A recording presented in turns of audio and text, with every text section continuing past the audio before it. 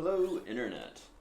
I am here to do a little bit of a review on the Warmoth Jagstang that I built about 3.5 years ago.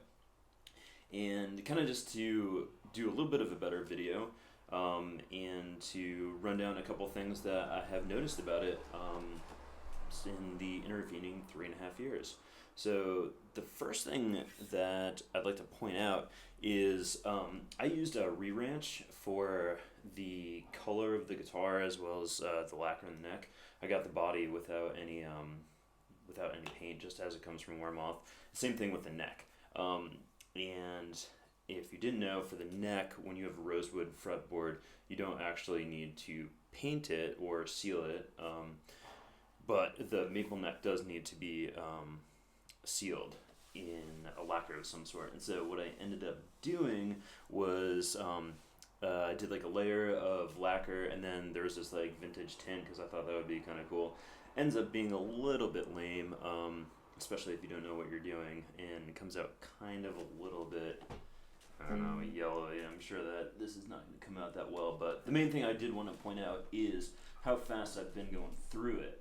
So I do play fairly regularly, but hopefully this crappy eyesight camera picks this up and you can actually see that I've worn a pretty good groove on the back side of it. Now, the next thing is that the paint, the buckle rash is pretty intense. Now, I did get the lacquer because I was like, oh yeah, it'll be super cool and I'll have like a vintage type of guitar and it'll wear all awesome and wear out like in a really nice way. And yeah, I have no complaints as far as that is concerned. It's just going a little bit faster than what I had anticipated. I was thinking that it would start looking like this after 10 years, not 3.5. I guess 3.5 years is a good amount of time. In any event, it makes me wonder whether I need to reseal the back of the neck. Also, since I did the last video, I had actually changed out the single coil pickup with a Fender Vintage noiseless, and I like that a lot better. And I also rewired it, so it's kind of like the typical Mustang Jag-Stang controls, though I'm still not really particularly happy with that either.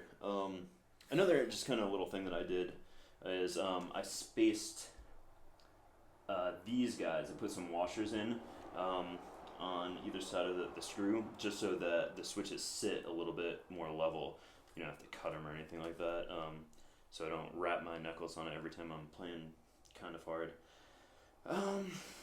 So yeah, I could always get better at wiring, and every once in a while there's little ghosts buzzes, but for the most part, I love the guitar.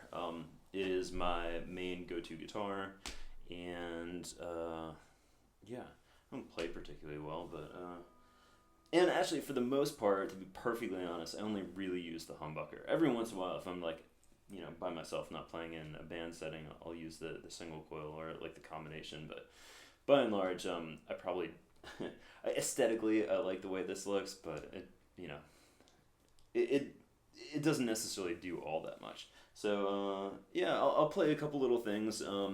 Again, DiMarzio Super Distortion at the bridge and Fender Vintage Noiseless at the neck, and this is the humbucker, which I probably should have thought what I was going to play, but